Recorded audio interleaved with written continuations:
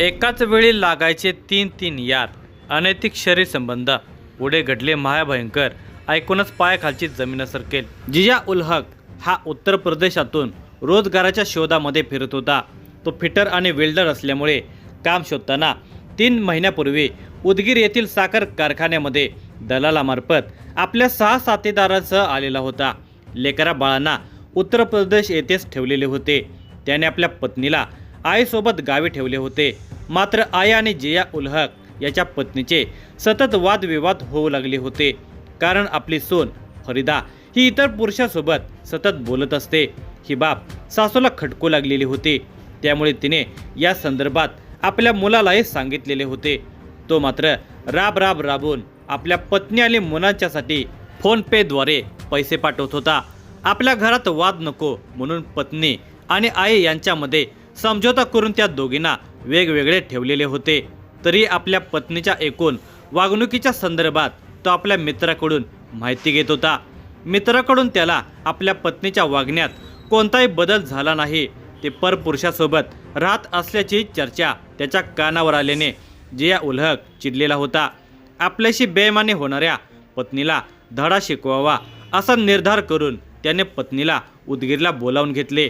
दिनांक 11 ऑगस्ट रोजी 2 लेकरांसह ती आलेली होती. 4 दिवस सुखासमाधानाचे गेले. मात्र दरम्यान ती पतीकडे मोबाईल पाहिजे म्हणून मागणी करत होती. त्याच दरम्यान तिच्या दुसऱ्या एका मोबाईलवर तिच्या मित्राचा फोन आल्याने जिया उल हक चिडला.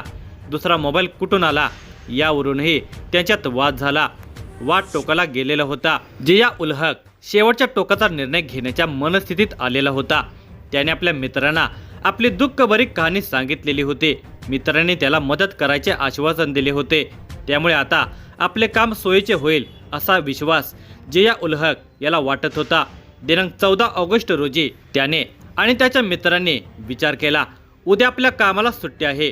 स्वातंत्र्य दिनाच्या पूर्वसंध्येला जिया उल हक व त्याच्या मित्रांनी निर्धार करून सुनियोजित कटाला प्रत्यक्ष उतरवण्यासाठी तयारी केली.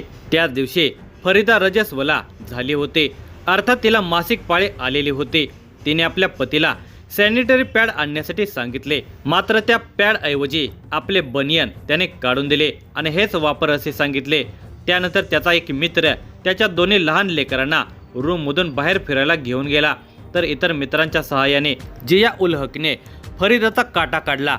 आता मृतदेहाची विल्हेवाट कशी लावायची हा प्रश्न त्यांच्यासमोर होता.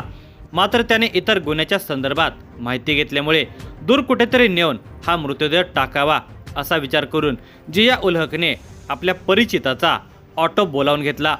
आपल्याला लातूर रोडला जायचे आहे असे सांगून आपली लहान मुले आणि साथीदारांना सोबत घेऊन तो ऑटो रिक्षाने निघाला होता. घटनास्थळाजवळ आल्यानंतर त्याने ऑटो रिक्षाला थांबवले.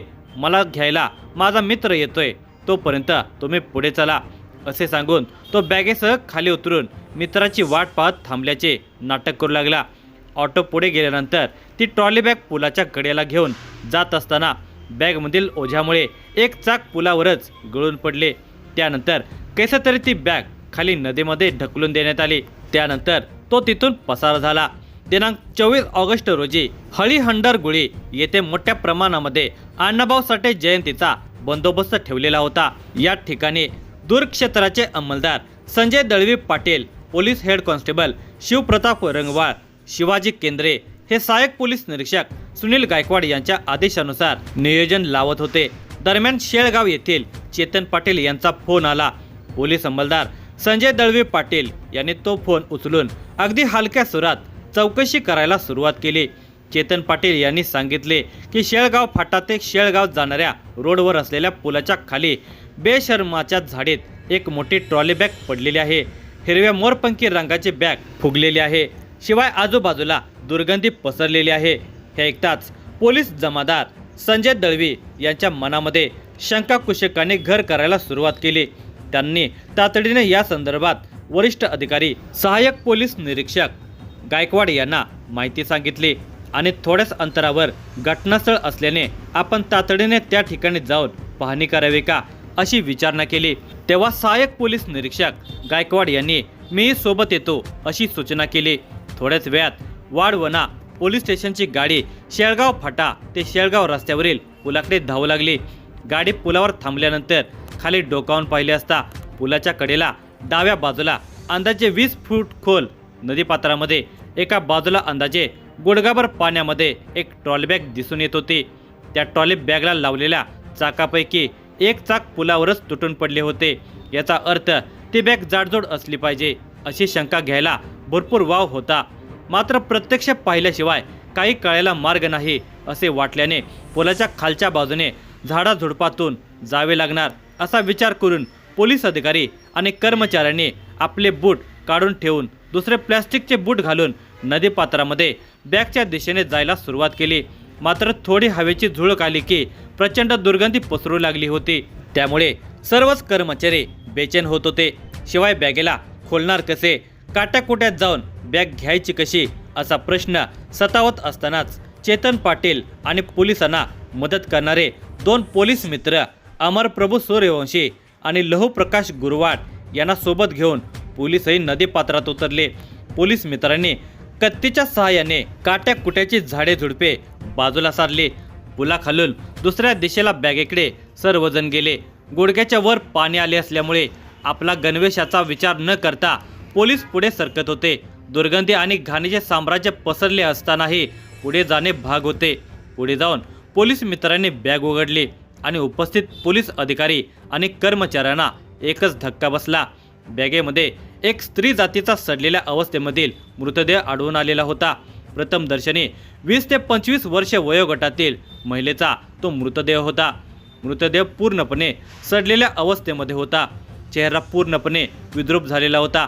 अनेक ठिकाणी आळ्या पडलेल्या होत्या तर काही ठिकाणी मृतदेह कुरतडत गेलेला होता. सहाय्यक पोलीस निरीक्षक गायकवाड यांनी या संदर्भातील माहिती वरिष्ठांना तातडीने कळवली. नवीन नियमानुसार शासकीय पंचाशिवाय पंचनामा करता येत नसल्याने आणि रात्रीच्या वेळी शासकीय कार्यालयातील कर्मचारी येण्यासाठी टाळाटाळ करतात असा अनुभव पोलिसांना असूनही उदगीर आणि चाकूर तालुक्यातील संबंधित कार्यालयात पोलिसांनी खात्री केली, पण अनेक कर्मचाऱ्यांचा मोबाईल बंद असल्याचे निदर्शनास आले. तालुका पातळीवर तहसीलदारांनी वेगवेगळ्या कार्यालयातील अधिकारी आणि कर्मचारी यांना पोलिसांनी पंच म्हणून बोलावल्यानंतर उपस्थित राहण्याच्या संदर्भामध्ये आदेश काढले आहेत.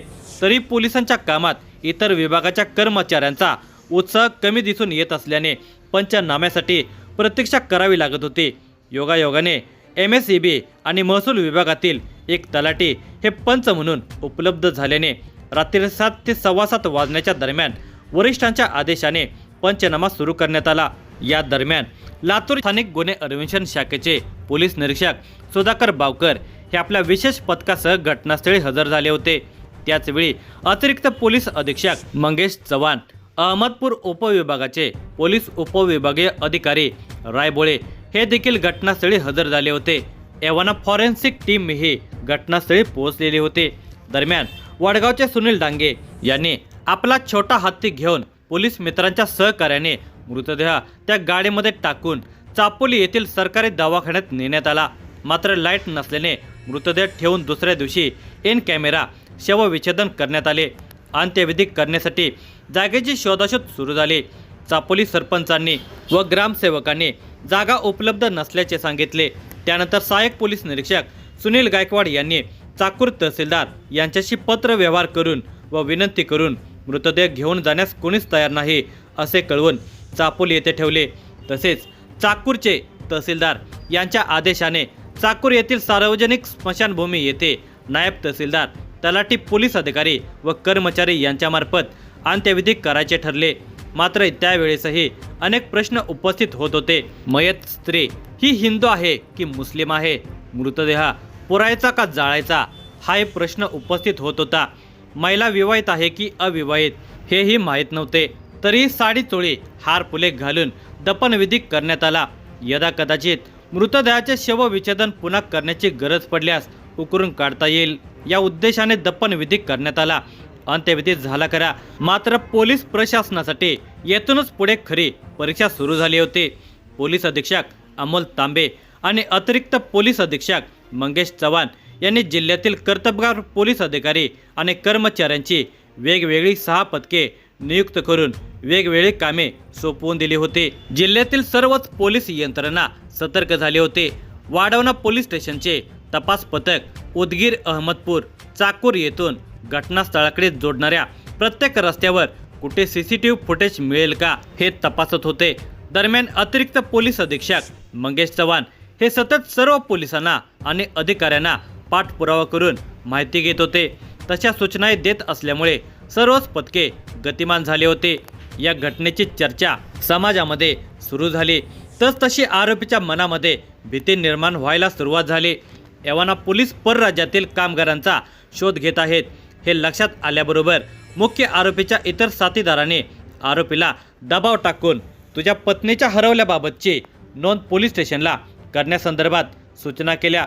मात्र ही बाब इतकी सोपी नाही हे त्यालाही कळत होते।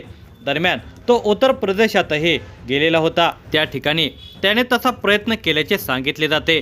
मात्र तेथील पोलिसांनी ते ज्या ठिकाणावरून मिसिंग आहे त्या ठिकाणी तक्रार नोंदवा असे सांगितल्याने तो उदगीर येथे आलेला होता आणि इथेच सगळ्यात मोठा घोटाळा झाला। उदगीर ग्रामीण पोलीस स्टेशनचे वरिष्ठ पोलीस निरीक्षक राजकुमार पुजारी हे आपल्या साप्ताहिक सुट्टीच्या निमित्ताने सुट्टीवर होते। मात्र त्याच दिवशी गंभीर स्वरूपाचा गुन्हा घडल्यामुळे अतिरिक्त पोलीस अधीक्षक मंगेश चव्हाण यांनी त्यांच्याशी दूरध्वनीवरून संपर्क करून तुम्ही जिल्ह्यातील वरिष्ठ पोलीस निरीक्षक आहात, तुमच्या व्यक्तिगत अडचणी बाजूला ठेवून गंभीर स्वरूपाचा गुन्हा घडलेला आहे, या गुन्ह्यामध्ये तुम्ही तपासाला पुढे यावे। गुन्हा कोणत्या एका पोलीस स्टेशनमध्ये घडला आहे याचा विचार न करता आपल्या जिल्ह्यामध्ये घडलेला आहे, या भावनेने तपास करावा अशी सूचना केली। वरिष्ठ पोलीस निरीक्षक यांनी आपल्या गुन्हे प्रकटीकरण शाखेतील सर्व सहकारी कर्मचाऱ्यांना तशा सक्त सूचना देऊन आपल्याच पोलीस स्टेशनच्या हद्दीमध्ये गंभीर स्वरूपाचा गुन्हा झाला आहे असे समजून तपास करण्याच्या सूचना दिल्या। तसेच स्वतः देखील त्या दृष्टीने कामाला लागले। दरम्यान त्यांनी पोलीस स्टेशनमध्ये स्पष्टपणे सूचना दिल्या होत्या की कोणती तक्रार किंवा कोणता गुन्हा नोंदवण्यासाठी कोणी आले असेल तर आपल्याला कल्पना दिल्याशिवाय कोणती तक्रार नोंदवली जाऊ नये, मी स्वतः शहानिशा करणार अशा स्पष्ट सूचना दिल्यामुळे पत्नी मिसिंग झालेली नोंद करण्यासाठी आलेल्या जिया उल हक याची माहिती त्यांना देण्यात आली। ते तातडीने पोलीस स्टेशनला आले। त्यांनी जिया उल हक याची देहबोली विचारात घेऊन त्याची थोडेसे कडक होऊन चौकशी केल्यानंतर त्याची ततपप होऊ लागली। हे पाहून त्यांनी त्याच्या पत्नीबद्दल जास्त चौकशी केल्यानंतर तो गोंधळला आणि त्याने गुन्हा कबूल केला, कारण तोपर्यंत उदगीर ग्रामीण पोलीस स्टेशनच्या भिंतीवर त्याच्या पत्नीचे आणि इतर कृत्रिम बुद्धिमत्तेच्या आधारे बनवलेले फोटो लटकत होते। हे पाहून जिया उल हक घाबरलेला होता। पोलिसांच्या कठोर भूमिकेच्या समोर आपण टिकू शकणार नाही असे वाटल्याबरोबर त्याने गुन्हा कबूल केला।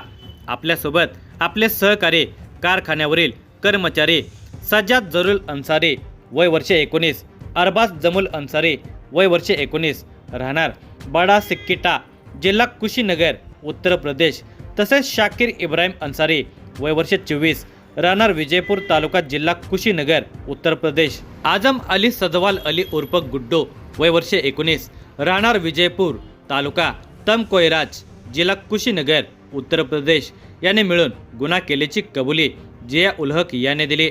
या माहितीच्या आधारे ग्रामीण पोलीस तपास करत असतानाच जिल्हा गुन्हे अन्वेषण शाखेच्या पथकाने येऊन पुढील तपास आपल्या ताब्यात घेतला। पोलीस उपमहानिरीक्षकांकडून 25,000चे बक्षीस ठेवलेले होते। अत्यंत गुंतागुंतीचा आणि सहजासहजी उकल न होणारा गुन्हा लातूर जिल्ह्यातील पोलीस अधीक्षक अमोल तांबे आणि अतिरिक्त पोलीस अधीक्षक मंगेश चव्हाण यांच्या मार्गदर्शनाखाली वेगवेगळ्या पथकांनी अत्यंत कर्तबगारीने तपास करून स्थानिक गुन्हे अन्वेषण शाखेचे पथक तसेच वाढवणा पोलीस स्टेशनचे पोलीस निरीक्षक सुनील गायकवाड, चाकूर पोलीस स्टेशनचे पोलीस निरीक्षक बालाजी भंडे, उदगीर ग्रामीण पोलीस स्टेशनचे पोलीस निरीक्षक राजकुमार पुजारी आणि इतर सक्षम कर्मचाऱ्यांनी उत्कृष्ट कामगिरी बजावली। या कामगिरीचे कौतुक करत नांदेड परिक्षेत्राच्या पोलीस उपमहानिरीक्षकांनी या तपास पथकाला 25,000 रुपयांचे बक्षीस जाहीर केले आहे। वरिष्ठ पोलीस निरीक्षक राजकुमार पुजारी यांनी आरोपींनी फरीदा ही आपली पत्नी असून आपण तिचा खून केल्याची कबुली दिली असली तरी ती खरोखरच फरीदा होती का याचाही तपास करणे गरजेचे आहे। याची जाणीव ठेवून कारखान्याच्या कामगारांच्या खोल्यामध्ये जाऊन मृतदेहाच्या अंगावर आढळून आलेले कपडे आणि दागिने सदृश्य इतर काही गोष्टी मिळतात का याची तपासणी केली। त्या रूममध्ये फरीदाच्या नातेवाईकांचे फोटोही आढळून आले। त्यांच्याकडून अधिक माहिती घेतली असता फरीदाच्या पायावर मोठी जन्मखून असून काळा डाग आहे असे सांगितले। त्याची शहानिशा झाल्यानंतर हा मृतदेह फरीदाचा असल्याची पोलीस प्रशासनाला खात्री झाली।